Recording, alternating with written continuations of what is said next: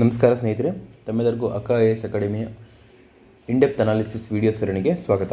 ಸ್ನೇಹಿತರೆ, ನಾವು ಕಳೆದ ಪಾರ್ಟ್ 1, ಪಾರ್ಟ್ 2 ಮತ್ತು ಪಾರ್ಟ್ 3 ಈ 3 ವಿಡಿಯೋ ಸರಣಿಗಳಲ್ಲಿ ನಾವು ಈಶಾನ್ಯ ಭಾರತ ರಾಜ್ಯದ ಸಮಸ್ಯೆಗಳು ಏನಿದ್ದಾವೆ, ಆ ರಾಜ್ಯದ ಒಂದೊಂದು ಪ್ರತ್ಯೇಕ ರಾಜ್ಯಗಳ ಸಮಸ್ಯೆಗಳೇನು ಮತ್ತು ಬೇಡಿಕೆಗಳೇನು, ಅಲ್ಲಿ ಬಂಡಾಯ ನಡೆಸ್ತಕ್ಕಂತಹ ಯಾವ ಸಂಘಟನೆಗಳಿದ್ದಾವೆ ಮತ್ತು ಸರ್ಕಾರ ಅವನ್ನು ನಿಗ್ರಹಿಸೋದಕ್ಕೆ ಯಾವ ರೀತಿ ಕ್ರಮಗಳನ್ನು ಕೈಗೊಂಡಿದೆ ಮತ್ತು ಯಾವ ಇಲಾಖೆ ಅದಕ್ಕೋಸ್ಕರನೇ ಆಗಿ ಒಂದು ಅಭಿವೃದ್ಧಿ ಕಾರ್ಯಗಳನ್ನು ಕೈಗೊಳ್ಳೋದಕ್ಕೆ ಎಸ್ಟಾಬ್ಲಿಷ್ ಆಗಿರುವಂಥದ್ದನ್ನೆಲ್ಲ ನೋಡಿದ್ದೀವಿ. ಹಾಗೆ ಅದೇ ಸರಣಿಯಲ್ಲಿ ಮುಂದುವರಿದ ಭಾಗ ಆಗಿ armed forces special power act 1958 ಈ ಕಾಯ್ದೆಯನ್ನು ಕೂಡ ಕೇಂದ್ರ ಸರ್ಕಾರ ಈಶಾನ್ಯ ಭಾರತ ರಾಜ್ಯಗಳ ಮೇಲೆ ಪ್ರಯೋಗ ಮಾಡುತ್ತೆ. ಹಿಂದೆ ಅಭಿವೃದ್ಧಿ ಕಾರ್ಯಗಳ ಮೂಲಕ ಅವರ ಮನವೊಲಿಸಿಕೆ ಪ್ರಯತ್ನ ಮಾಡಿ ಅದರಲ್ಲಿ ಅವರನ್ನು ಮುಖ್ಯವಾಹಿನಿಗೆ ಕರೆತರುವಂಥ ಪ್ರಯತ್ನವನ್ನು ಸರ್ಕಾರ ಮಾಡ್ತಾ ಜೊತೆಗೇ ಆರ್ಮ್ಡ್ ಫೋರ್ಸಸ್ನು ಕೂಡ ಅಲ್ಲಿ ಡಿಪ್ಲಾಯ್ ಮಾಡುತ್ತೆ, ಅಲ್ಲಿ ನಿಯೋಜನೆಗೊಳಿಸುತ್ತೆ. ಅವರ ಇನ್ಸರ್ಜೆನ್ಸಿ ಆಪರೇಷನ್ಸ್ಗಳಿಗೆ ಕೌಂಟರ್ ಇನ್ಸರ್ಜೆನ್ಸಿ ಮಾಡುವಂತಹ ಕೆಪಾಸಿಟಿ ಪೊಲೀಸ್ ಪಡೆಗಳಿಗೆ ಆಯಾ ರಾಜ್ಯದ ಕಾನೂನು ಸುವ್ಯವಸ್ಥೆಯನ್ನು ಮತ್ತು ನಾಗರಿಕರ ಶಾಂತಿ ಪಾಲನೆಯನ್ನು ಮಾಡಬೇಕಾಗಿರ್ತಕ್ಕಂತಹ ಜವಾಬ್ದಾರಿ ಇರೋದು ಎಲ್ಲ ರಾಜ್ಯಗಳಲ್ಲೂ ಆಯಾ ಪೊಲೀಸ್ ಇಲಾಖೆಗೆ ವಹಿಸಲಾಗಿರುತ್ತದೆ. ಆದರೆ ಆ ಬಂಡಾಯ ಎದ್ದಿರುವಂತಹ ಗುಂಪುಗಳು ಅವರು ಶಸ್ತ್ರಾಸ್ತ್ರಗಳನ್ನು ಹಿಡಿದು ಹೋರಾಟ ಮಾಡುವಂಥ ಸಂದರ್ಭದಲ್ಲಿ ಅವ್ರನ್ನ ಎದುರಿಸೋದಕ್ಕೆ, ಅವರಿಗೆ ಸಮನಾಗಿ ಅಥವಾ ಪ್ರಬಲವಾಗಿ ಅವರಿಗೆ ತಡೆಯೊಡ್ಡ ಉಂಟು ಮಾಡೋದಕ್ಕೆ ಈ ಪೊಲೀಸ್ ವ್ಯವಸ್ಥೆಗೆ ಅಷ್ಟಾಗಿ ಆಗದೇ ಇರ್ಬೋದು.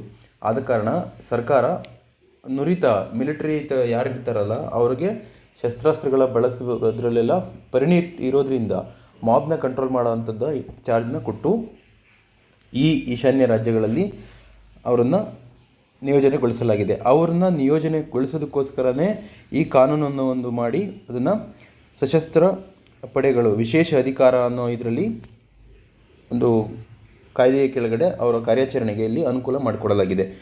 ಹಾಗಾದರೆ ಏನಿದು armed forces special power act, ಇದರಲ್ಲಿ ಯಾವ ರೀತಿ ಇದು ಪೊಲೀಸರಿಗಿಂತ ಇದು ವಿಭಿನ್ನವಾಗಿ ಕಾರ್ಯಾಚರಣೆ ಮಾಡುತ್ತೆ ಮತ್ತು ಈಗ ಈಶಾನ್ಯ ರಾಜ್ಯಗಳಲ್ಲಿ ಇದರ ಕಾರ್ಯಚಟುವಟಿಕೆ ಯಾವ ರೀತಿ ಇದೆ ಮತ್ತು ಈ ಆರ್ಮಿ ಏನು ಇನ್ಸರ್ಜೆನ್ಸಿ ಆಪರೇಷನ್ನ ಕಂಟ್ರೋಲ್ ಮಾಡೋ ನಿಟ್ಟಿನಲ್ಲಿ ಮಾನವ ಹಕ್ಕುಗಳು ಉಲ್ಲಂಘನೆ ಆಗ್ತಾ ಇದೆ ಅಂತ ಆ ರಾಜ್ಯಗಳು ಪ್ರತಿರೋಧ ವ್ಯಕ್ತಪಡಿಸ್ತಾ ಇದ್ದಾವೆ. ಹಾಗೆ ಕಳೆದ ತಿಂಗಳು ನಾಗಾಲ್ಯಾಂಡ್ ವಿಧಾನಸಭೆಯಲ್ಲಿ ಒಂದು ರೆಸೊಲ್ಯೂಷನ್ನ ಪಾಸ್ ಮಾಡಿದ್ದಾರೆ. ಇಡೀ ರಾಜ್ಯದ ಎಲ್ಲ ಪಕ್ಷಗಳು ಸೇರಿ ನಮಗೆ ಕೇಂದ್ರ ಸರ್ಕಾರ ಏರ್ತಕ್ಕಂಥ ಈ ಆರ್ಮ್ಡ್ ಫೋರ್ಸಸ್ ಏನು ಆ್ಯಕ್ಟ್ ಇದೆ ಇದು ನಮಗೆ ಬೇಕಾಗಿಲ್ಲ ಅಂತೇಳಿ ಅವರು ಒಂದು ರೆಸೊಲ್ಯೂಷನ್ನ ಪಾಸ್ ಮಾಡಿದ್ದಾರೆ. ನೀವು ಕೇಂದ್ರ ಸರ್ಕಾರಕ್ಕೆ ಇದನ್ನು ವಿಡ್ರಾ ಮಾಡ್ಕೊಳ್ಳಿ ಅಂತೇಳಿ ಅವರೊಂದು ರಿಕ್ವೆಸ್ಟ್ನ ಮಾಡಿದ್ದಾರೆ. ಹಾಗೆ ಹಲವಾರು ಪ್ರಕರಣಗಳಲ್ಲಿ ಈ ಆರ್ಮ್ಡ್ ಫೋರ್ಸ್ ಆ್ಯಕ್ಟ್ಗಳಿಂದ ಯಾರು ಅನ್ಯಾಯಕ್ಕೆ ಒಳಗಾಗಿದ್ದಾರೆ ಅಥವಾ ಹ್ಯೂಮನ್ ರೈಟ್ಸ್ ವೈಲೇಷನ್ ಆಗಿದೆ ಅವರೆಲ್ಲರೂ ಕೂಡ ಕೋರ್ಟ್ ಮೆಟ್ಟಿಲನ್ನು ಸುಪ್ರೀಂ ಕೋರ್ಟ್ ಮೆಟ್ಟಿಲನ್ನ ಏರಿದ್ರು. ಅಲ್ಲಿ ಸುಪ್ರೀಂ ಕೋರ್ಟು ಕೆಲವು ತೀರ್ಪುಗಳನ್ನು ಕೊಟ್ಟಿದೆ.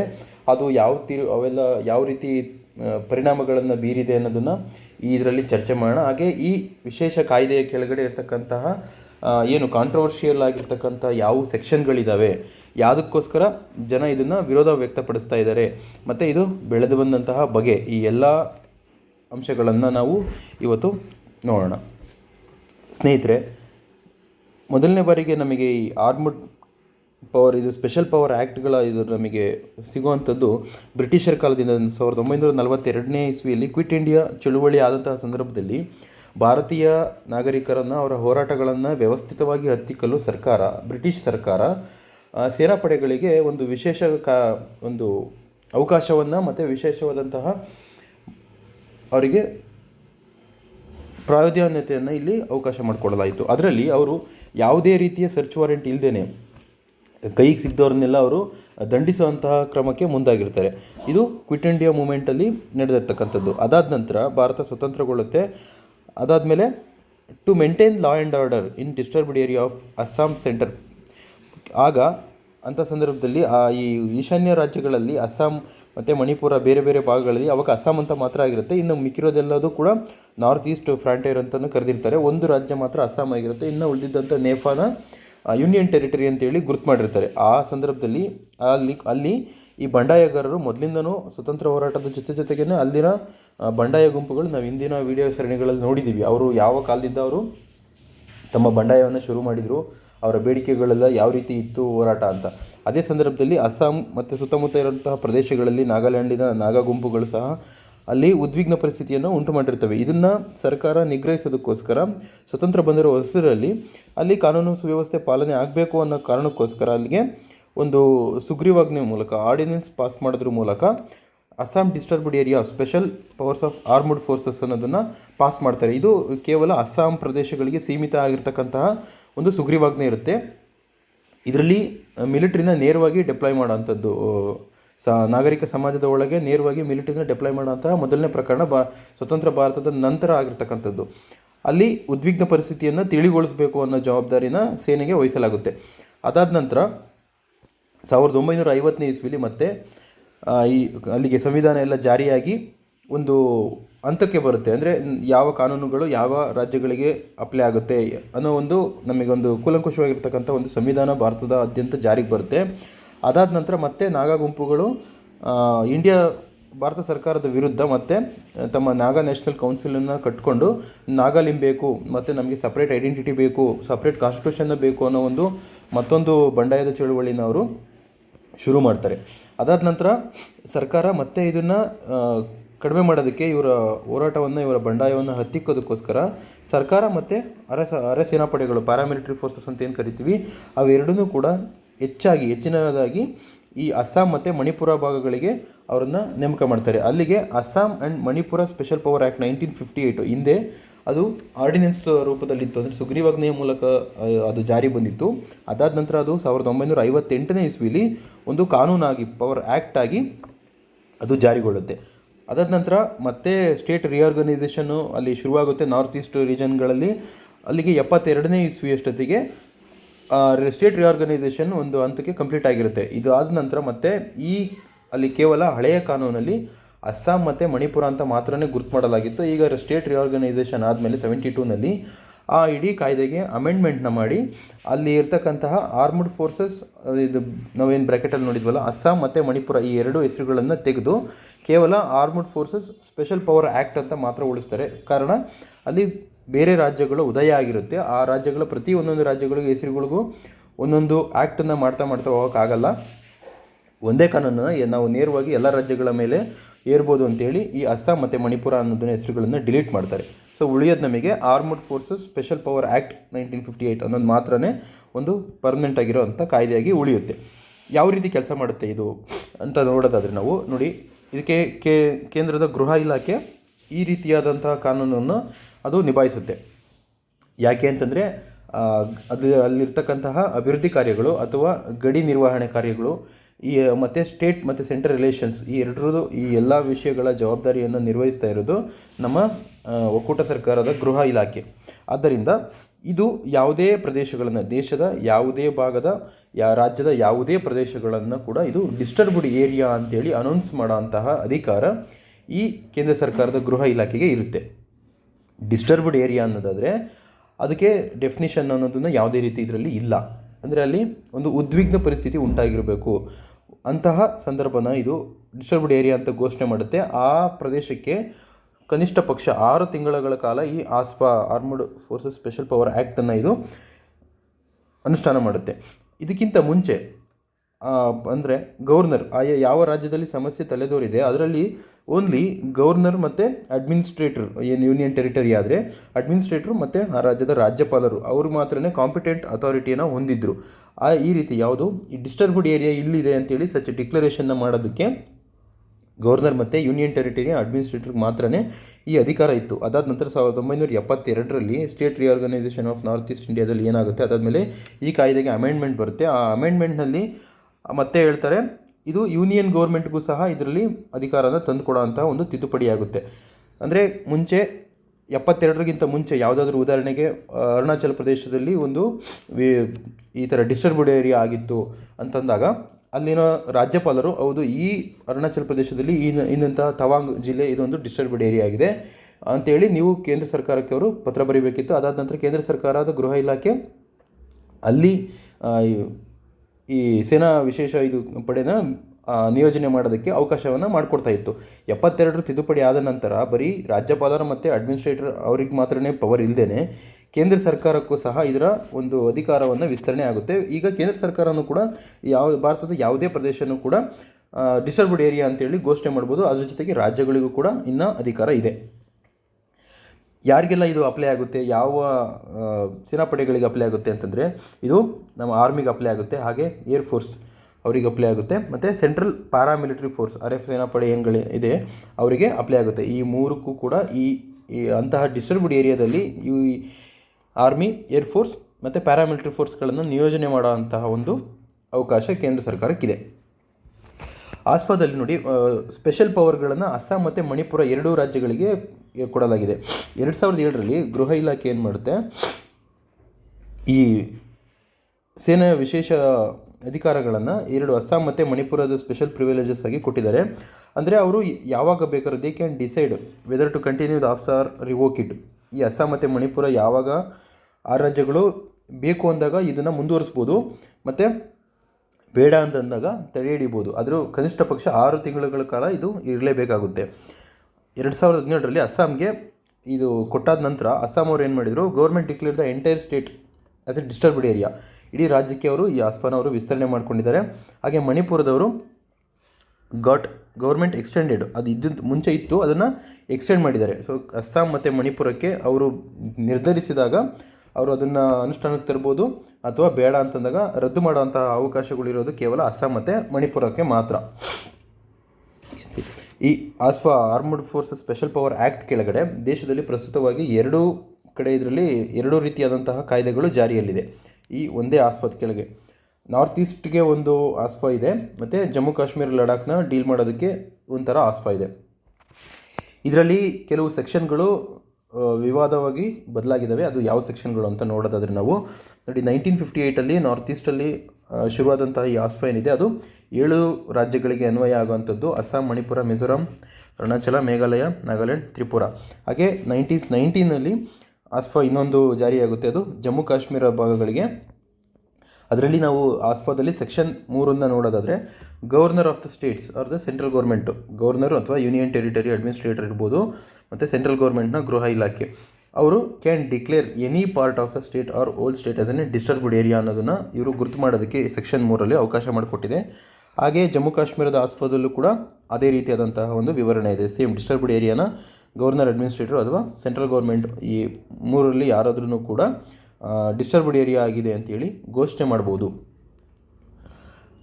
ಹಾಗೆ ನಾರ್ತ್ ಈಸ್ಟ್ಗಳಲ್ಲಿ ಇದು ಆಸ್ಫಾನ ಜಾರಿ ಮಾಡಿರ್ತಕ್ಕಂಥ ಉದ್ದೇಶ ಏನು ಅಂತಂದರೆ, ಇಲ್ಲಿ ಲಾ ಆ್ಯಂಡ್ ಆರ್ಡರ್, ಕಾನೂನು ಸುವ್ಯವಸ್ಥೆ ಇಲ್ಲಿ ಅದನ್ನು ತಹಬದಿಗೆ ತರಬೇಕು ಅನ್ನೋ ಒಂದು ಉದ್ದೇಶ ಈ ನಾರ್ತ್ ಈಸ್ಟಲ್ಲಿರೋಂಥ ಆಸ್ಫಾಗಿದೆ. ಹಾಗೆ ನಾವು ಜಮ್ಮು ಕಾಶ್ಮೀರದಲ್ಲಿರ್ತಕ್ಕಂಥ ಆಸ್ಫಾದ ಉದ್ದೇಶನ ನೋಡೋದಾದರೆ ಇಲ್ಲಿ ಪ್ರಮುಖವಾಗಿ ಟೆರರಿಸ್ಟ್ ಆ್ಯಕ್ಟಿವಿಟೀಸು ಜಾಸ್ತಿ ಇರೋದರಿಂದ ಅಲ್ಲಿ ಸರ್ಕಾರನವರು ಕೆಡುವಂಥ ಸಂಭವ ಇರುತ್ತೆ.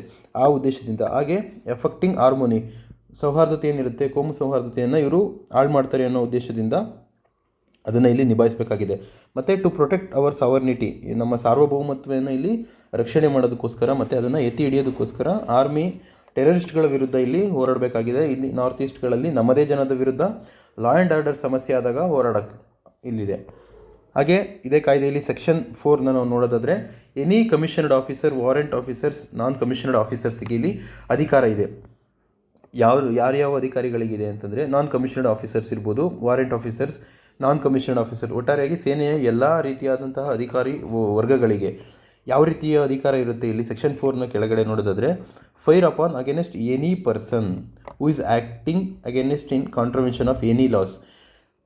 ಯಾವುದೇ ಕಾಯ್ದೆಗಳಿಗೆ ಅಥವಾ ಸರ್ಕಾರ ಮಾಡಿರ್ತಕ್ಕಂಥ ಯಾವುದೇ ಕಾನೂನುಗಳ ವಿರುದ್ಧವಾಗಿ ಅಲ್ಲಿನ ನಾಗರಿಕ ಯಾರೇ ಆಗಿರಲಿ ಆತ ವರ್ತಿಸ್ತಿದ್ದಾನೆ ಅಂತಂದರೆ ಅವನ ವಿರುದ್ಧವಾಗಿ ಅವರು ದಿ ಕ್ಯಾನ್ ಫೈರ್, ಅವನು ನೇರವಾಗಿ ಅವನನ್ನು ಶೂಟ್ ಮಾಡ್ಬೋದು. ಮತ್ತು ಯಾರಾದರೂ ಶಸ್ತ್ರಾಸ್ತ್ರಗಳನ್ನು ಸಂಗ್ರಹ ಮಾಡಿ ಇಟ್ಕೊಂಡಿದ್ರೆ ಆ ಥರದ ಸುಳಿವು ಸೇನಾಪಡೆಗಳಿಗೆ ಸಿಕ್ತು ಅಂತಂದರೆ ನೇರವಾಗಿ ಹೋಗಿ ಸರ್ಚ್ ಮಾಡ್ಬೋದು, ಅರೆಸ್ಟ್ ವಿತೌಟ್ ವಾರೆಂಟ್. ಹಾಗೆ ಅವನ್ನು ವಶಪಡಿಸ್ಕೊಂಡು ಅವನ್ನ ವಿನಾಶನೂ ಮಾಡ್ಬೋದಾಗಿದೆ. ಇದು ಸೆಕ್ಷನ್ 4. ಇದು ಜಮ್ಮು ಕಾಶ್ಮೀರಕ್ಕೂ ಮತ್ತು ನಾರ್ತ್ ಈಸ್ಟ್ ಎರಡಕ್ಕೂ ಕೂಡ ಇದು ಅನ್ವಯ ಆಗುವಂಥದ್ದು. ಸೆಕ್ಷನ್ 5ನಲ್ಲಿ army must hand over arrested person to nearby the police station in possible minimum period ಅಂತ ಹೇಳುತ್ತೆ. ಸೆಕ್ಷನ್ 5ರಲ್ಲಿ ಯಾವುದೇ ಸೇನಾ ಚಟುವಟಿಕೆ ನಡೆದಾಗ ಅಲ್ಲಿ ಯಾರನ್ನಾದರೂ ಸೇನೆ ಬಂಧಿಸಿದರೆ ಅವ್ರನ್ನ ಆದಷ್ಟು ಬೇಗ ಪಾಸಿಬಲ್ ಮಿನಿಮಮ್ ಪೀರಿಯಡಲ್ಲಿ ಹತ್ತಿರ ಇರತಕ್ಕಂತಹ ಪೊಲೀಸ್ ಠಾಣೆಗೆ ಅವರನ್ನು ಹ್ಯಾಂಡ್ ಓವರ್ ಮಾಡಬೇಕು ಅಂತೇಳಿ ಸೆಕ್ಷನ್ 5ನಲ್ಲಿ ಹೇಳುತ್ತೆ. ಇದರಲ್ಲಿ ಕಾಂಟ್ರವೆನ್ಷನ್ ಆಗಿರುವಂತಹ ಒಂದು ಸ್ಟೇಟ್ಮೆಂಟ್ ಏನು ಅಂತಂದರೆ ಇನ್ ಪಾಸಿಬಲ್ ಮಿನಿಮಮ್ ಪೀರಿಯಡ್ ಅಂತಿದೆ. ಆದರೆ ಎಷ್ಟು ಮಿನಿಮಮ್ ಪೀರಿಯಡ್ ಅನ್ನೋದನ್ನು ಈ ಕಾಯ್ದೆ ಉಲ್ಲೇಖ ಮಾಡಲ್ಲ. ಮತ್ತು section 6 protection to the army personnel under act no prosecution ಮತ್ತು ನೋ ಸೂಟ್. ಈ ಕೆಲಸ ಮಾಡುವಂತಹ ಆರ್ಮಿಯ ಏನು ಪರ್ಸನ್ಸ್ ಇರ್ತಾರೆ ಅವರು ಯಾವುದೇ ರೀತಿಯ ಕ್ರಮ ಕೈಗೊಂಡರೂ, ಫೈರ್ ಮಾಡಿದ್ರು ಅಥವಾ ಮಾನವ ಹಕ್ಕುಗಳ ಉಲ್ಲಂಘನೆ ಆಗ್ತಾ ಇದೆ ಅಂತೇಳಿ ಆ ಜನ ಆರೋಪ ಮಾಡಿದ್ರು ಕೂಡ ಅವರ ವಿರುದ್ಧ ಯಾವುದೇ ರೀತಿಯ ಪ್ರಾಸಿಕ್ಯೂಷನ್ ನಡೆಯುವಂಥದ್ದು ಅಥವಾ ಯಾವುದೇ ಸೂಟ್ ಇದು ಕಾನೂನಿನಿಂದ ಅವರಿಗೆ ರಕ್ಷಣೆಯನ್ನು ನೀಡಲಾಗಿದೆ. ಜುಡಿಷಿಯಲ್ ರಿವ್ಯೂ ಆಫ್ ದಿ ಆಸ್ಪಾ ನೋಡಿ, ನ್ಯಾಯಾಂಗ ವಿಮರ್ಶೆ. ಇದರಲ್ಲಿ ಆಸ್ಪಾದನ್ನು ನ್ಯಾಯಾಂಗ ವಿಮರ್ಶೆಗೆ ಒಳಪಟ್ಟಿದೆ. ಕಾರಣ ಏನು ಅಂತಂದರೆ ಇವರು ಮಾನವ ಹಕ್ಕುಗಳ ಉಲ್ಲಂಘನೆ ಆಗುತ್ತೆ, ಇಲ್ಲಿ ಇವ್ರಿಗೆ ಯಾವುದೇ ರೀತಿಯ ಕಂಟ್ರೋಲ್ ಇಲ್ಲ ಇವರಿಗೆ ಅನ್ನೋ ಒಂದು ಅವ್ರ ಮೇಲೆ ಆರೋಪ ಇರೋದ್ರಿಂದ ಬೇರೆ ಬೇರೆ ಸಂಘಟನೆಗಳು, ನಾಗರಿಕ ಹಕ್ಕುಗಳ ಹೋರಾಟ ಸಂಘಟನೆಗಳು ಇವರು ಆಸ್ಪಾ ವಿರುದ್ಧ ಸುಪ್ರೀಂ ಕೋರ್ಟ್ನಲ್ಲಿ ಪ್ರಕರಣಗಳನ್ನು ದಾಖಲಿಸಿದವೆ.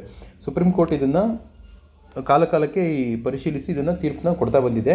ಅದರಲ್ಲಿ ರೈಟ್ ಟು ಈಕ್ವಾಲಿಟಿ ಆರ್ಟಿಕಲ್ 14 ಇವರು ವೈಲೇಷನ್ ಮಾಡ್ತಾ ಇದ್ದಾರೆ. ಮತ್ತು federal structure of the constitution, ಕೆಲವು ರಾಜ್ಯಗಳು ನಮಗೆ ಈ ಆಸ್ಪಾ ಬೇಡ ಅಂತಂದ್ರೂ ಕೂಡ, ಈಗ ಉದಾಹರಣೆಗೆ ಕಳೆದ ತಿಂಗಳು ನಾಗಾಲ್ಯಾಂಡು ರೆಸೊಲ್ಯೂಷನ್ನ ಪಾಸ್ ಮಾಡಿದೆ, ನಮಗೆ ಆಸ್ಪಾ ಬೇಡ ಅಂತಂದರು. ಬಟ್ ಸರ್ಕಾರ ಅದನ್ನು ಒತ್ತಾಯಪೂರ್ವಕವಾಗಿ ಏರಿದೆ ಅಂತೇಳಿ ನಾಗಾಲ್ಯಾಂಡ್ ವಿಧಾನಸಭೆಯಲ್ಲಿ ಅಲ್ಲಿ ವಿರೋಧ ಪಕ್ಷಗಳು ಮತ್ತು ಆಡಳಿತ ಪಕ್ಷಗಳು ಎರಡೂ ಸೇರಿ ವಿರೋಧಿಸಿದವೆ ಕೇಂದ್ರ ಸರ್ಕಾರದ ತೀರ್ಮಾನವನ್ನು. ಹಾಗಾಗಿ ಇದು ಫೆಡರಲ್ ಸ್ಟ್ರಕ್ಚರ್, ಒಕ್ಕೂಟ ವ್ಯವಸ್ಥೆಗೆ ಇದು ಧಕ್ಕೆ ತರುವಂತಹ ಕ್ರಮ ಅಂತೇಳಿ ರಾಜ್ಯ ಸರ್ಕಾರಗಳು ಕೂಡ ಇದ್ರ ವಿರುದ್ಧ ಆರೋಪ ಮಾಡಿದ್ದಾವೆ. ಮತ್ತು ರೈಟ್ ಟು ಈಕ್ವಾಲಿಟಿ, ಈ ಹಕ್ಕು ಉಲ್ಲಂಘನೆ ಆಗ್ತಾ ಇದೆ. ಇದರಲ್ಲಿ 1998ನೇ ಇಸ್ವಿಲಿ Naga people's movement of human rights versus union of India ಅನ್ನೋ ಪ್ರಕರಣದಲ್ಲಿ 5 ಜಡ್ಜಿಗಳು, ನ್ಯಾಯಮೂರ್ತಿಗಳಿದ್ದಂತಹ ಒಂದು ಸಂವಿಧಾನಾತ್ಮಕ ಪೀಠ ಇದರಲ್ಲಿ ತೀರ್ಪನ್ನು ಕೊಟ್ಟಿದೆ. ಅದರಲ್ಲಿ ಸೆಕ್ಷನ್ 3 ಏನಿದೆ ಅಮೆಂಡ್ಮೆಂಟ್ ಆಗಿರುವಂಥದ್ದು, 1972ನೇ ಇಸ್ವಿಲಿ ಅಮೆಂಡ್ಮೆಂಟ್ ಆಗಿರ್ತಕ್ಕಂಥದ್ದು ಸರಿ ಇದೆ. Power to declare any area as a disturbed area ಅಂತೇಳಿ ಅದು ಕೇಂದ್ರ ಸರ್ಕಾರನೂ ಕೂಡ ಘೋಷಣೆ ಮಾಡಬಹುದು ಅನ್ನೋ ಒಂದನ್ನು ಪ್ರಶ್ನೆನ ಮಾಡಿರ್ತಾರೆ ಈ ಹ್ಯೂಮನ್ ರೈಟ್ಸ್ನವರು, ನಾಗಾ ಪೀಪಲ್ ಮೂವ್ಮೆಂಟ್ ಅವರು. ಕೇವಲ ಡಿಸ್ಟರ್ಬ್ಡ್ ಏರಿಯಾ ಅಂತ ಘೋಷಣೆ ಮಾಡುವಂಥ ಅಧಿಕಾರ ಕೇವಲ ರಾಜ್ಯ ಸರ್ಕಾರಗಳಿಗೆ ಮಾತ್ರ ಇರಬೇಕು ಅಂತೇಳಿ ಆ ರಾಜ್ಯದ ಬೇಡಿಕೆ ಇತ್ತು, ಆ ರಾಜ್ಯದ ಈ ಹಕ್ಕು ಹೋರಾಟಗಾರರ ಬೇಡಿಕೆ ಇತ್ತು. ಇವರು ಸುಪ್ರೀಂ ಕೋರ್ಟ್ನಲ್ಲಿ ಪ್ರಕರಣ ದಾಖಲು ಮಾಡಿದ ಮೇಲೆ ಸುಪ್ರೀಂ ಕೋರ್ಟ್ ಇದರಲ್ಲಿ 72ನೇ ಇಸ್ವಿಲಿ ಆಗಿರ್ತಕ್ಕಂತಹ ತಿದ್ದುಪಡಿ ಸರಿ ಇದೆ, ಕೇಂದ್ರ ಸರ್ಕಾರಕ್ಕೂ ಕೂಡ ಡಿಸ್ಟರ್ಬ್ಡ್ ಏರಿಯಾ ಅನ್ನೋದನ್ನು ಘೋಷಣೆ ಮಾಡೋಂಥ ಅಧಿಕಾರ ಇದರಲ್ಲಿ ಇದೆ ಅಂತೇಳಿ ಅದು ತೀರ್ಪನ್ನ ಕೊಟ್ಟಿದೆ. ಹಾಗೆ ಇದಕ್ಕೆ ಆಸ್ಪಾಗೆ ಅಗೇನೆಸ್ಟ್ ಆಗಿ, ವಿರುದ್ಧವಾಗಿ ಇರುವಂತಹ ಪಾಯಿಂಟ್ಸ್ಗಳನ್ನ ನಾವು ನೋಡೋದಾದರೆ, ಇದು excessive power of the AFSPA have created an atmosphere of insecurity. ಈ ಸೇನಾಪಡೆಗಳಿಗೆ ಹೆಚ್ಚಿನ ಒಂದು ಅಧಿಕಾರ ಮತ್ತು ಬಲ ನೀಡಿರೋದ್ರಿಂದ ಅಲ್ಲಿರೋ ಜನಗಳಿಗೆ ಇದು ಇನ್ಸೆಕ್ಯೂರಿಟಿ ಫೀಲ್ ಆಗ್ಬೋದು, ಅವರು ಒಂದು ಭಯದ ವಾತಾವರಣದಲ್ಲೇ ಬದುಕುವಂಥದ್ದಾಗಿರುತ್ತೆ. ಮತ್ತು ವೈಲೇಷನ್ ಆಫ್ ಡೆಮೋಕ್ರೆಟಿಕ್, ಪ್ರಜಾಪ್ರಭುತ್ವ ವ್ಯವಸ್ಥೆಗೆ ಇದು ವಿರುದ್ಧವಾಗಿರುತ್ತೆ. ಯಾಕೆಂದರೆ ಒಬ್ಬನ ಇಲ್ಲಿ ಒಂದು ಸಂಘಟನೆಯನ್ನು ಅತಿ ಹೆಚ್ಚಾಗಿ ಬಲಗೊಳಿಸಿದರೆ ನಾಗರಿಕರು ಭಯದಲ್ಲೇ ಅವರು ಜೀವನ ಮಾಡಬೇಕಾಗಿರೋದ್ರಿಂದ ಅವರಿಗೆ ತಮ್ಮ ಸ್ವತಂತ್ರ ಏನು ವಾಕ್ ಸ್ವಾತಂತ್ರ್ಯಗಳಿರುವಂಥದ್ದು ಆರ್ಟಿಕಲ್ 19 ಕೆಳಗಡೆ ಇರೋವಂಥದ್ದು ಅವ್ರಿಗೆ ಆಚರಣೆ ಮಾಡೋದಕ್ಕೆ ಭಯ ಆಗ್ಬೋದು, ಅಥವಾ ಅವರ ವಿರುದ್ಧ ಧ್ವನಿ ಎತ್ತೋದಕ್ಕೆ ಅಸಹಾಯಕರಾಗ್ಬೋದು. ಮತ್ತು ಉಳಿದಂತೆ ಹ್ಯೂಮನ್ ರೈಟ್ಸ್ ಮತ್ತು ಡಿಗ್ನಿಟಿ ಈ ಎರಡೂ ಕೂಡ ತೊಂದರೆಯಲ್ಲಿ ಒಳಪಡುತ್ತೆ. ಹಾಗೆ human rights violation in section 4, 5, 6 ಯಾರನ್ನೂ ವಿತೌಟ್ ಏನಿಲ್ಲದೇ ಅವ್ರನ್ನ ಅರೆಸ್ಟ್ ಮಾಡೋವಂಥದ್ದು, ವಿಚಾರಣೆ ಮಾಡೋವಂಥದ್ದು, ಶೂಟ್ ಮಾಡೋವಂಥದ್ದು ಇವೆಲ್ಲವೂ ಇದೆ. ಇದರಿಂದ ಹೆಚ್ಚಾಗಿ ಫೇಕ್ ಎನ್ಕೌಂಟರ್ಸ್ಗಳು ಹೆಚ್ಚಾಗಿದ್ದಾವೆ. ಮಣಿಪುರ 2004 ಸುಪ್ರೀಂ ಕೋರ್ಟ್ನಲ್ಲಿ 1300 ಫೇಕ್ ಎನ್ಕೌಂಟರ್ಸ್ಗಳು ನಡೆದಿದೆ ಅಂತೇಳಿ ಒಂದು ಆರೋಪ ಬಂದಿತ್ತು. ಹಾಗೆ ಈ ಥರ ಫೇಕ್ ಎನ್ಕೌಂಟರ್ಸ್ ಆಗ್ತಾಯಿದೆ, ಹ್ಯೂಮನ್ ರೈಟ್ಸ್ ವೈಲೇಷನ್ ಆಗ್ತಾಯಿದೆ ಅಂತೇಳಿ ತುಂಬ ಸರಿ ಕಂಪ್ಲೇಂಟ್ ಬಂದಿದ್ದರಿಂದ ಕೇಂದ್ರ ಸರ್ಕಾರ ಜೀವನ್ ರೆಡ್ಡಿ ಕಮಿಟಿ ಅನ್ನೋದನ್ನು 2004ರಲ್ಲಿ ಅಪಾಯಿಂಟ್ ಮಾಡುತ್ತೆ. ಕಾರಣ ಮಣಿಪುರದಲ್ಲಿ ಆರ್ಮಿ ಪರ್ಸನ್ಸ್ ಎಲ್ಲ ಸೇರಿ ಮಹಿಳೆಯರನ್ನು ಅರೆಸ್ಟ್ ಮಾಡಿರ್ತಾರೆ, ಅವ್ರ ಮೇಲೆ ಅತ್ಯಾಚಾರ ಮಾಡಿದೆ ಸೇನೆ ಅಂತೇಳಿ ಒಂದು ಆರೋಪ ಬರುತ್ತೆ. ಇದರಿಂದ ಮತ್ತೆ ಆಸ್ಪಾನ ರಿವ್ಯೂ ಮಾಡಬೇಕು, ಅದನ್ನು ಪರಾಮರ್ಶಿಸಬೇಕು ಅಂತೇಳಿ ಸರ್ಕಾರ ಈ ಜೀವನ್ ರೆಡ್ಡಿ ಕಮಿಟಿನ ನೇಮಕ ಮಾಡುತ್ತೆ. ಜೀವನ್ ರೆಡ್ಡಿ ಅವರು ಸುಪ್ರೀಂ ಕೋರ್ಟ್ನ ನಿವೃತ್ತ ನ್ಯಾಯಮೂರ್ತಿಗಳಾಗಿರ್ತಾರೆ. ಅದರಲ್ಲಿ ಅವರು ಕೆಲವು ಸಜೆಷನ್ಸ್ಗಳನ್ನು ಕೊಟ್ಟಿದ್ದಾರೆ, ಯಾವ ರೀತಿ ಇದನ್ನು ಮತ್ತೆ ನೀವು ಪರಾಮರ್ಶಿಸಬೇಕು ಅನ್ನೋದಕ್ಕೆ. ಇದು ನೋಡಿ, ಸೆಕ್ಯೂರಿಟಿ ಪ್ರಾಬ್ಲಮ್ ಇರೋದ್ರಿಂದ ನೀವು ಪೊಲೀಸು ಮತ್ತು commando force, assistance armed force is very ಎಸೆನ್ಷಿಯಲ್ನ ಎಲ್ಲಿ ಎಸೆನ್ಷಿಯಲ್ ಇದೆ ಅಲ್ಲಿ ಮಾತ್ರನೇ ನೀವು ಕಮಾಂಡೋ ಫೋರ್ಸ್ನ ಬಳಸಬೇಕು. ಅದು ಉಳಿದಂತೆ ನೀವು ಲೋಕಲ್ ಪೊಲೀಸ್ನ ಬಳಸಿ ನೀವು ಆ ಸಮಸ್ಯೆನ ಪರಿಹರಿಸಬೇಕು. ಲೋಕಲ್ ಪೊಲೀಸಿಗೆ ಅವರ ನೇಟಿವಿಟಿ ಬಗ್ಗೆ ಗೊತ್ತಿರುತ್ತೆ, ಅವರಿಗೆ ಅಲ್ಲಿರ್ತಕ್ಕಂಥ ಸಮಸ್ಯೆಗಳು, ಅಲ್ಲಿರೋ ಜನಗಳ ಪರಿಚಯ ಚೆನ್ನಾಗಿರೋದ್ರಿಂದ ಅವರಿಗೆ ಒಂದು ವಾಸ್ತವಾಂಶದ ಪರಿಚಯ ಅವರಿಗಿರುತ್ತೆ. ಹಾಗಾಗಿ ನೀವು ಪೊಲೀಸ್ ಫೋರ್ಸ್ನ ಹೆಚ್ಚಾಗಿ ಬಳಸೋದಕ್ಕೆ ನೀವು ಅವರಿಗೆ ಅವಕಾಶ ಕೊಡಬೇಕು ಅಂತ ಕೇಳ್ತಾರೆ. ಅದಾದ ನಂತರ north East region must addressed politically and not military. ನೀವು ಹೆಚ್ಚಾಗಿ ಅವ್ರನ್ನ ಪೊಲಿಟಿಕಲಿ, ರಾಜಕೀಯವಾಗಿ ಅವರನ್ನು ಒಂದು ಮುನ್ನೆಲೆಗೆ ತರುವಂಥ ಪ್ರಯತ್ನ, ಅದರಲ್ಲಿ ವಿಶ್ವಾಸ ತಗೊಳ್ಳೋಂಥ ಪ್ರಯತ್ನ ಮಾಡಿ. ಅದನ್ನು ಬಿಟ್ಟು ಮಿಲಿಟರಿ ಪವರ್ನ ಯೂಸ್ ಮಾಡೋದನ್ನು ನೀವು ಕಡಿಮೆ ಮಾಡಬೇಕು ಅಂತ ಹೇಳ್ತಾರೆ. ಮತ್ತು must include the process of development, ಅದರಲ್ಲಿ ಡೆವಲಪ್ಮೆಂಟ್ ಅಭಿವೃದ್ಧಿ ಕಾರ್ಯಗಳನ್ನು ಇಲ್ಲಿ ಹೆಚ್ಚಾಗಿ ಮಾಡಿ, ಮತ್ತು ಇನ್ವಾಲ್ವಿಂಗ್ ಯಾರನ್ನು ನೀವು ಇನ್ವಾಲ್ವ್ ಮಾಡಬೇಕು, ಲೋಕಲ್ ಟ್ರೆಡಿಷನಲ್ ಗ್ರೂಪ್ಸ್, ಅಲ್ಲಿರ್ತಕ್ಕಂತಹ ಸ್ಟೇಕ್ ಹೋಲ್ಡರ್ಸ್, ಅಲ್ಲಿರೋ ಬೇರು ಬುಡಕಟ್ಟು ನಿವಾಸಿಗಳಿದ್ದಾರೆ, ಅವರನ್ನು ನೀವು ನಿಮ್ಮ ಇದರೊಳಗೆ ತೆಗೆದುಕೊಂಡು ಡೆವಲಪ್ಮೆಂಟ್ ಕಾರ್ಯಗಳ ಬಗ್ಗೆ ನೀವು ಹೆಚ್ಚಾಗಿ ಗಮನ ಹರಿಸಬೇಕು. ಮತ್ತು ಸೆಲ್ಫ್ ಗವರ್ನೆನ್ಸ್ ಅದ್ರ ಬಗ್ಗೆ ನೀವು ಅವರಿಗೆ ಮನವರಿಕೆ ಮಾಡಿಕೊಡ್ಬೇಕು, ಅವರನ್ನು ನೀವು ಇನ್ವಾಲ್ವ್ ಮಾಡಬೇಕು ಅಂತ ಹೇಳ್ತಾರೆ. ಮತ್ತು it can be use unlawful activity prevention act 1967, ಕಾನೂನು ಬಾಹಿರ ಚಟುವಟಿಕೆಗಳ ಇನ್ನೊಂದು ಕಾಯ್ದೆ ಇದೆ, ತಡೆ ಕಾಯ್ದೆ ಇದೆ, ಕಾನೂನು ಬಾಹಿರ ಚಟುವಟಿಕೆಗಳ ತಡೆ ಕಾಯ್ದೆ 1967ನಲ್ಲಿ ಬಂದಿರತಕ್ಕಂತಹ ಕಾಯ್ದೆ. ಇದ್ರ ಮೂಲಕ ನೀವು ಈ ಥರ ಸಮಸ್ಯೆಗಳನ್ನು ಡೀಲ್ ಮಾಡಿ, ಇನ್ಸರ್ಜೆನ್ಸಿಗಳನ್ನು, ಯಾವುದೇ ಸಂಘಟನೆಗಳನ್ನು ಈ ಕಾಯ್ದೆಯ ಪ್ರಕಾರ ಉಗ್ರಗಾಮಿ ಸಂಘಟನೆಗಳು ಅಥವಾ ಯಾವುದೇ ಇಂಡಿವಿಜುವಲ್ ಪರ್ಸನ್ಸ್ನ ಕೂಡ ನೀವು ಉಗ್ರಗಾಮಿ ಅಂತೇಳಿ ಘೋಷಣೆ ಮಾಡೋಂತಹ ಅಧಿಕಾರ, ಅದಕ್ಕೆ ಅವಕಾಶ ಈ ಅನ್ಲಾಫುಲ್ ಆ್ಯಕ್ಟಿವಿಟಿ ಪ್ರಿವೆನ್ಷನ್ ಆ್ಯಕ್ಟ್ ಕೆಳಗಡೆ ಇದೆ. ಇದನ್ನು ನೀವು ಹೆಚ್ಚಾಗಿ ಅಲ್ಲಿ ಬಳಸಿ ಇದಕ್ಕೆ ಬದಲಾಗಿ ನೀವು ಆಸ್ಪನ ಬಳಕೆನ ಕಡಿಮೆ ಮಾಡಿ ಈ UAPA ಕಾಯ್ದೆಯನ್ನು ಹೆಚ್ಚಾಗಿ ಬಳಸೋದ್ರ ಮೂಲಕ ನೀವು ಈ ಇನ್ಸರ್ಜೆನ್ಸಿ ಗ್ರೂಪ್ಸ್ಗಳನ್ನು ಮಟ್ಟ ಹಾಕ್ಬೋದು ಅಂತ ಹೇಳಿ ಜೀವನ್ ರೆಡ್ಡಿ ಕಮಿಟಿ ಹೇಳುತ್ತೆ. ಹಾಗೆ ಮುಂದುವರೆದು ಹೇಳುತ್ತೆ, must define clearly some terms like possible delay ಮತ್ತು ಡಿಸ್ಟರ್ಬ್ಡ್ ಏರಿಯಾ. ಪಾಸಿಬಲ್ ಡಿಲೇ ಅಂತೇಳಿ ಸೆಕ್ಷನ್ 3 ಯಾರಾದರೂ ಸೇನಾ ಕಾರ್ಯ ಚಟುವಟಿಕೆಗಳಲ್ಲಿ ನಾಗರಿಕರು ಅವರನ್ನು ಅರೆಸ್ಟ್ ಮಾಡಿದಾಗ ಅವರನ್ನು ಪಾಸಿಬಲ್ ಡಿಲೇಯನ್ನು ಪೊಲೀಸ್ ಸ್ಟೇಷನ್ಗೆ ಹ್ಯಾಂಡ್ ಓವರ್ ಮಾಡಬೇಕು ಅಂತೇಳಿ ಸೆಕ್ಷನ್ 3 ಹೇಳುತ್ತೆ. ಆದರೆ ಪಾಸಿಬಲ್ ಡಿಲೇ ಅಂತಂದರೆ ಎಷ್ಟು, 3 ದಿನನೋ 5 ದಿನನೋ 30 ದಿನನೋ ಆ ಥರದ ಬಗ್ಗೆ ಯಾವುದೇ ಆದಂಥ ಒಂದು ಕ್ಲಿಯರ್ ಡೆಫಿನಿಷನ್ ಇಲ್ಲ. ಅದಕ್ಕಾಗಿ ಈ ಕಾಯ್ದೆಯಲ್ಲಿರ್ತಕ್ಕಂಥ ಒಂದು ಈ ಥರ ಗೊಂದಲ ಮೂಡಿಸುವಂಥ ಡೆಫಿನಿಷನ್ಸ್ಗಳಿದ್ದಾವೆ, ಇದನ್ನು ನೀವು ಡಿಫೈನ್ ಮಾಡಬೇಕು. ಹಾಗೆ ಡಿಸ್ಟರ್ಬ್ಡ್ ಏರಿಯಾ ಅಂತ ಇದೆ, ಡಿಸ್ಟರ್ಬ್ಡ್ ಏರಿಯಾಗಳಲ್ಲಿ ಕೇಂದ್ರ ಸರ್ಕಾರ ಅಥವಾ ರಾಜ್ಯ ಸರ್ಕಾರಗಳು ಈ ಸೇನಾಪಡೆಗಳನ್ನು ನಿಯೋಜನೆ ಮಾಡ್ಬೋದು ಅನ್ನೋದನ್ನು ಹೇಳಿದೆ. ಹಾಗಾದರೆ ಡಿಸ್ಟರ್ಬ್ಡ್ ಏರಿಯಾ ಅಂತಂದರೆ ಏನು? ಅದು ಒಂದು ರಾಜ್ಯ, ಒಂದು ಜಿಲ್ಲೆನ, ಒಂದು ತಾಲೂಕು ಡಿಸ್ಟರ್ಬ್ಡ್ ಏರಿಯಾ ಅನ್ನೋದಕ್ಕೆ ನೀವು ಅನೌನ್ಸ್ ಮಾಡೋದಕ್ಕೆ ಇಟ್ಕೊಂಡಿರ್ತಕ್ಕಂತಹ ಮಾನದಂಡಗಳು ಏನು ಅನ್ನೋದನ್ನು ನೀವು ಕ್ಲಿಯರಾಗಿ ಡಿಫೈನ್ ಮಾಡಬೇಕು ಅಂತೇಳಿ ಈ ಸಮಿತಿ ಕೇಳಿದೆ. State government may request union government to deploy them for the specific period. ಮುಂಚೆ 6 ತಿಂಗಳ ಕಾಲ ಮಿನಿಮಮ್ ಆಗಿ ಈ ಸೇನಾಪಡೆಗಳ ವಿಶೇಷ ಅಧಿಕಾರವನ್ನು ಅಲ್ಲಿ ಒಮ್ಮೆ ಸ್ಥಾಪನೆ ಮಾಡಿ 6 ತಿಂಗಳ ಕಾಲ ಅದು ಉಳಿಯುತ್ತೆ. ಹಾಗಾಗಿ ರಾಜ್ಯ ಸರ್ಕಾರಗಳು ಇಲ್ಲಿ ಅದ್ರವರೆಗೂ 6 ತಿಂಗಳ ತನಕ ಕಡ್ಡಾಯವಾಗಿ ಅವು ಪಾಲಿಸಲೇಬೇಕಾಗುತ್ತೆ. ಅದ್ರ ಬದಲಾಗಿ ನೀವು ಯಾವುದಾದ್ರೂ ಸ್ಪೆಸಿಫಿಕ್ ಪೀರಿಯಡಿಗೆ, ನಿರ್ದಿಷ್ಟ ಅವಧಿಗೆ ನೀವು ಈ ರೀತಿಯಾದಂತಹ ಕಾಯ್ದೆಗಳಿಗೆ ಅವಕಾಶ ಮಾಡಿಕೊಡ್ಬೇಕು. ಸೇನಾಪಡೆಗಳನ್ನು ನಿಯೋಜನೆ ಮಾಡೋದಕ್ಕೆ ಆಯಾ ರಾಜ್ಯಗಳಿಗೆ ಅವಕಾಶ ಕೊಟ್ಟಾಗ ಅವ್ರಿಗೆ ಬೇಕಿರೋಷ್ಟಕ್ಕೆ ಒಂದು 2 ತಿಂಗಳು ಬೇಕು, 3 ತಿಂಗಳಿಗೆ ಬೇಕು, ಅಥವಾ ಸಾಕು ಮುಂದಿನ ತಿಂಗಳು ನಾವು ತೆಗಿತೀವಿ ಅನ್ನೋ ಒಂದು ಫ್ಲೆಕ್ಸಿಬಿಲಿಟಿನ ಈ ರಾಜ್ಯ ಸರ್ಕಾರಗಳಿಗೆ ನೀವು ಕೊಡಬೇಕು ಅಂತೇಳಿ ಇವರು ಅವಕಾಶವನ್ನು ಮಾಡಿಕೊಡೋಕ್ಕೆ ಈ ಶಿಫಾರಸುಗಳಲ್ಲಿ ಇವರು ಇದನ್ನು ಕೇಳಿದ್ದಾರೆ. ಹಾಗೆ grievance cells in each district of a state where such force are deployed. ಯಾವುದೇ ಸೇನಾಪಡೆಗಳನ್ನು ಅಲ್ಲಿ ಹಾಕಿದ ಮೇಲೆ ಅಲ್ಲಿಗೆ ಒಂದು ಗ್ರೀವಿಯನ್ಸ್ ಸೆಲ್ಸ್ ಬೇಕು, ಅಂದರೆ ದೂರನ್ನ ಕೊಡೋ ಅಂಥದ್ದು, ಅವರ ಕುಂದುಕೊರತೆಗಳನ್ನು ನಿವಾರಿಸೋದಕ್ಕೋಸ್ಕರ ಒಂದು ಘಟಕಗಳನ್ನು ಸ್ಥಾಪನೆ ಮಾಡಿಕೊಡ್ಬೇಕು. ಅದು ಈಚ್ ಡಿಸ್ಟ್ರಿಕ್, ಒಂದು ಜಿಲ್ಲಾ ಮಟ್ಟದಲ್ಲಿ ಇರಬೇಕು ಅಂತ ಅವರು ಕೇಳಿದ್ದಾರೆ. ಯಾವ ರಾಜ್ಯದಲ್ಲಿ ಇದು ಆಸ್ಪ ಜಾರಿಯಾಗಿರುತ್ತೆ ಅಲ್ಲಿರುವಂತಹ ಪ್ರತಿಯೊಂದು ಜಿಲ್ಲೆಗೂ ಕೂಡ ಕುಂದುಕೊರತೆಗಳ ನಿವಾರಣೆಗೋಸ್ಕರ ಒಂದು ಘಟಕನ ಸ್ಥಾಪನೆ ಮಾಡಬೇಕು. ಅದರ ಮೂಲಕ ಸಾರ್ವಜನಿಕರ ಇಂಟ್ರಾಕ್ಷನ್ ಶುರುವಾಗುತ್ತೆ. ನೇರವಾಗಿ ಏನು ಸಮಸ್ಯೆಗಳನ್ನ ಎದುರಿಸ್ತಾ ಇದ್ದಾರೆ, ಅವ್ರಿಗೆ ಆಗ್ತಿರ್ತಕ್ಕಂಥ ಅನ್ಯಾಯನ ಅವರು ಅಲ್ಲಿ ಹೇಳ್ಕೋಬೋದು. ಅಲ್ಲಿಂದ ಅದು ಮುಂದೆ ಹೈಯರ್ ಲೆವೆಲ್ಗೆ ಅದು ಎಲಿವೇಷನ್ ಆಗುತ್ತೆ. ಹಾಗೆ ಸೆಕೆಂಡ್ ಅಡ್ಮಿನಿಸ್ಟ್ರೇಟಿವ್ ರಿಫಾರ್ಮ್ ಆಸ್ಫಾ ಮೇಲೆ ಆರ್ಕ್ ರಿಪೋರ್ಟ್ ಏನು ಹೇಳಿದೆ ಇಲ್ಲಿ ನೀವು ನೋಡ್ಬೋದು. ವೀರಪ್ಪ ಮೊಯ್ಲಿ ಇದರ ಅಧ್ಯಕ್ಷತೆಯಾಗಿ ವಹಿಸಿದ್ರು ಈ ಕಮಿಷನನ್ನು. ಆಡಳಿತ ಸುಧಾರಣಾ ಆಯೋಗ ಇದರಲ್ಲಿ ಅನ್ಲಾಫುಲ್ ಆ್ಯಕ್ಟಿವಿಟೀಸ್ ಪ್ರಿವೆನ್ಷನ್ ಆ್ಯಕ್ಟ್, ಇವರು ಕೂಡ BP ಜೀವನ್ ರೆಡ್ಡಿ ಹೇಳಿರ್ತಕ್ಕಂತಹ ಮಾತುಗಳನ್ನು ಪುನರುಚ್ಚರಿಸಿದ್ದಾರೆ.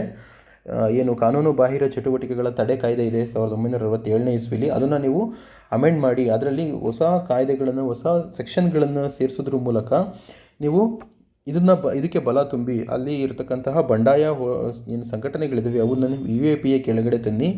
ಅದ್ರ ಮೂಲಕ ಅವ್ರನ್ನ ಉಗ್ರಗಾಮಿಗಳು ಅಥವಾ ಉಗ್ರಗಾಮಿ ಸಂಘಟನೆಗಳು ಅನ್ನೋ ಹೆಸರಲ್ಲಿ ಅವ್ರ ಮೇಲೆ ನೀವು ಕ್ರಮ ಕೈಗೊಳ್ಬೋದು ಅಂಥೇಳಿ ಇವರು ಕೂಡ ಅದನ್ನು ಹೇಳಿದ್ದಾರೆ. ಇವರು ಮತ್ತೆ ಅದನ್ನೇ ಗ್ರೀವಿಯನ್ಸ್ ರಿಅಡ್ರೆಸಲ್ ಮೆಕ್ಯಾನಿಸಮ್ನ ಇನ್ನೂ ಬಲಪಡಿಸಬೇಕು. ಸಾಧ್ಯ ಆದರೆ ನೀವು ಜಿಲ್ಲಾ ಮಟ್ಟದಿಂದ ತಾಲೂಕು ಮಟ್ಟದ ತನಕ ನೀವು ತನ್ನಿ, ಬ್ಲಾಕ್ ಮಟ್ಟದಲ್ಲೂ ಕೂಡ ಈ ಗ್ರೀವಿಯನ್ಸ್ ರಿಅಡ್ರೆಸಲ್ ಮೆಕ್ಯಾನಿಸಮ್ ಇರಲಿ ಅನ್ನೋದನ್ನು ಆರ್ಕ್ ಇವರು ಹೇಳಿದ್ದಾರೆ. ಮತ್ತು it does not in any way dilute compromise paramount importance of the ensuring the national security. ಇವರು ಪ್ರಮುಖವಾಗಿ ಮಾತಾಡ್ತಾ ಮಾನವ ಹಕ್ಕುಗಳು ರಕ್ಷಣೆ ಆಗಬೇಕು, ಅದ್ರ ಜೊತೆಗೇ ನ್ಯಾಷನಲ್ ಸೆಕ್ಯೂರಿಟಿನೇ ಇಲ್ಲಿ ನಮಗೆ ಅತಿ ಪ್ರಾಮುಖ್ಯತೆಯನ್ನು ವಹಿಸುತ್ತೆ, ದೇಶದ ಭದ್ರತೆಯೇ ಇಲ್ಲಿ ಪ್ರಮುಖ ಆಗುತ್ತೆ. ಹಾಗಾಗಿ ಅದನ್ನು ನ್ಯಾಷನಲ್ ಸೆಕ್ಯೂರಿಟಿ ಇಂಪಾರ್ಟೆಂಟಾಗಿ ಇಟ್ಕೊಂಡು ಅದನ್ನು ಫಸ್ಟ್ ಪ್ರಿಯಾರಿಟಿಯಾಗಿ ಇಟ್ಕೊಂಡು ನೀವು ಕೆಲಸ ಮಾಡೋದನ್ನು ಮುಂದುವರಿಸಬೇಕು. ಇನ್ಸರ್ಜೆನ್ಸಿ ಅಫೆಕ್ಟೆಡ್ ಏರಿಯಾಗಳಲ್ಲಿ ನ್ಯಾಷನಲ್ ಸೆಕ್ಯೂರಿಟಿ ಪ್ರಮುಖ ಆಗುತ್ತೆ ಹ್ಯೂಮನ್ ರೈಟ್ಸ್ಗಿಂತ ಅನ್ನೋದನ್ನು ಇವರು ಹೇಳಿದ್ದಾರೆ. ಇನ್ ಸಪೋರ್ಟ್ ಈ ಆಸ್ಫಾದ ಒಟ್ಟಾರೆಯಾಗಿ ಈ B P Jeevan Reddy committee ಮತ್ತು ವೀರಪ್ಪ ಮೊಯ್ಲಿ ಅವರ ಅಧ್ಯಕ್ಷತೆಯಲ್ಲಿ ಸೆಕೆಂಡ್ ಆರ್ಕ್ ರಿಪೋರ್ಟ್ ಎರಡರಲ್ಲೂ ಕೂಡ ಆಸ್ಫಾ ನಮಗೆ ಬೇಡ ಅಂತವೇ ಅವರು ಇದನ್ನು ತೆಗೀರಿ ಅಥವಾ ಇದಕ್ಕೆ ಪರ್ಯಾಯವಾಗಿ ನೀವು UAPA ಕಾಯ್ದೆಗೆ ಇನ್ನು ಬಲ ತುಂಬಿನಿ ಅಂತಲೇ ಹೇಳಿರೋದು. ಆದರೆ ಇದಕ್ಕೆ ಸಪೋರ್ಟಿವ್ ಆಗಿ ಆಸ್ಫಾಕ್ಕೆ ನಾವು ನೋಡೋದಾದರೆ it's protect sovereignty and national security, ದೇಶದ ಸಾರ್ವಭೌಮತ್ವತೆ ಮತ್ತು ಆಂತರಿಕ ಭದ್ರತೆ ಅಥವಾ ದೇಶದ ಭದ್ರತೆಗೆ ಈ ಥರವಂಥ ಒಂದು ಕಠಿಣವಾದಂಥ ಕಾನೂನುಗಳು ಅವಶ್ಯಕತೆ ಖಂಡಿತ ಕೂಡ ಇದೆ. ಯಾಕೆ ಅಂತಂದರೆ ಬಂಡಾಯ ಹೋರಾಟಗಾರರು ಅವರು ಯಾವಾಗ ಸಶಸ್ತ್ರ ಸಮೇತ ಹೋರಾಟಕ್ಕೆ ಶುರು ಮಾಡ್ತಾರೆ ಅವ್ರ ಜೊತೆಗೆ ನಮ್ಮ ನಾಗರಿಕ ಕಾನೂನು ಸುವ್ಯವಸ್ಥೆ ಪಾಲನೆ ಮಾಡೋಕ್ಕೆ ಜವಾಬ್ದಾರಿ ಹೊತ್ತಿರ್ತಕ್ಕಂತಹ ಪೊಲೀಸ್ ಪಡೆಗಳಿಗೆ ಅವ್ರನ್ನ ಎದುರಿಸೋದಕ್ಕೆ ಕಷ್ಟ ಆಗ್ಬೋದು.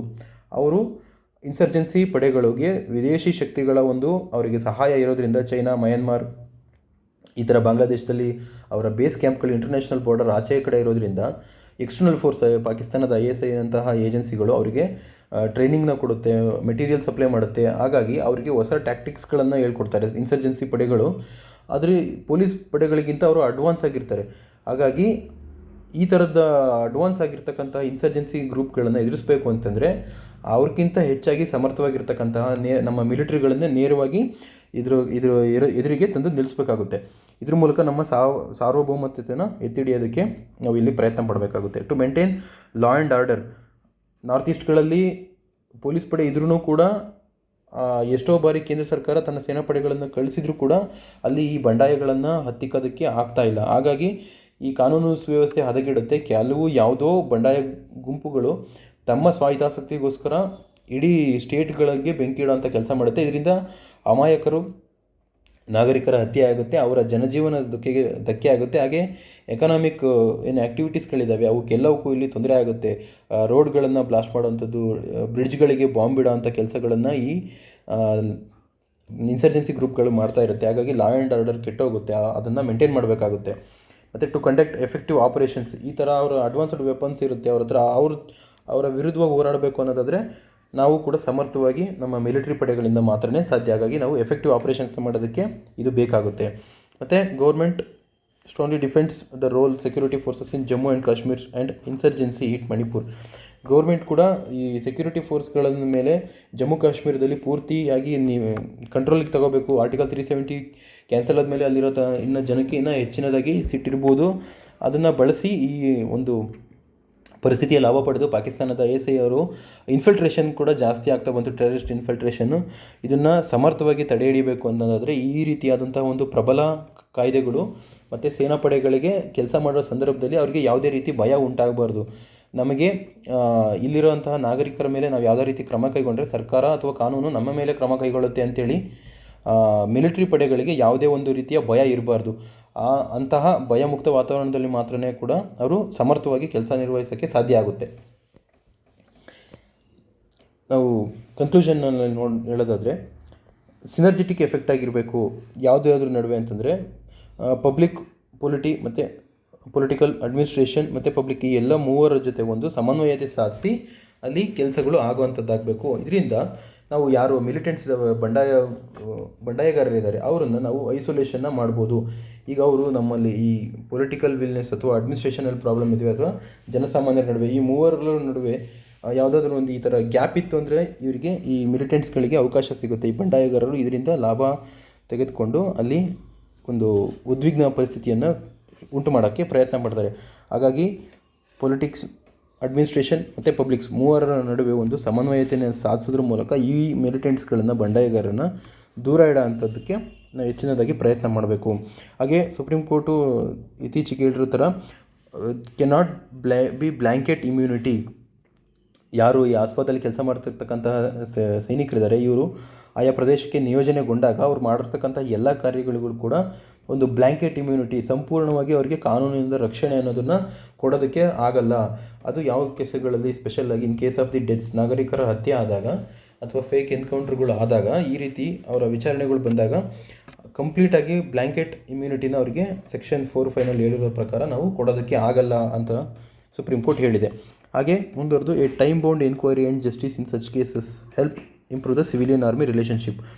ಟೈಮ್ ಬೌಂಡ್ ಎನ್ಕ್ವೈರೀಸ್ ಆಗಬೇಕು, ಎಷ್ಟು ದಿವಸಗಳಾಗುತ್ತೆ ಅನ್ನೋ ಒಂದು ನಿಗದಿತ ಸಮಯ ಇಡಬೇಕು. ಒಂದು ಇವರಿಗೆ ಆದಂತಹ ಫಾಸ್ಟ್ ಟ್ರ್ಯಾಕ್ ಕೋರ್ಟ್ಗಳನ್ನು ಸ್ಥಾಪನೆ ಮಾಡೋದ್ರ ಮೂಲಕ ಪ್ರಕರಣಗಳ ವಿಚಾರಣೆ ತ್ವರಿತವಾಗಿ ಆಗಬೇಕು. ಇಷ್ಟು ದಿವಸಗಳ ಒಳಗೆ ನಿಗದಿತವಾಗಿ ಆ ಪ್ರಕರಣಕ್ಕೆ ಒಂದು ತಾರ್ಕಿಕ ಅಂತ್ಯವನ್ನು ಕೊಡಬೇಕು. ಅದು ಕೊಟ್ಟಾಗ ನಾಗರಿಕರು ಮತ್ತು ಸೇನಾಪಡೆಗಳ ನಡುವೆ ಒಂದು ವಿಶೇಷವಾದಂತಹ ಬಾಂಧವ್ಯ ವೃದ್ಧಿಯಾಗೋಕ್ಕೆ ಸಾಧ್ಯ ಇದೆ.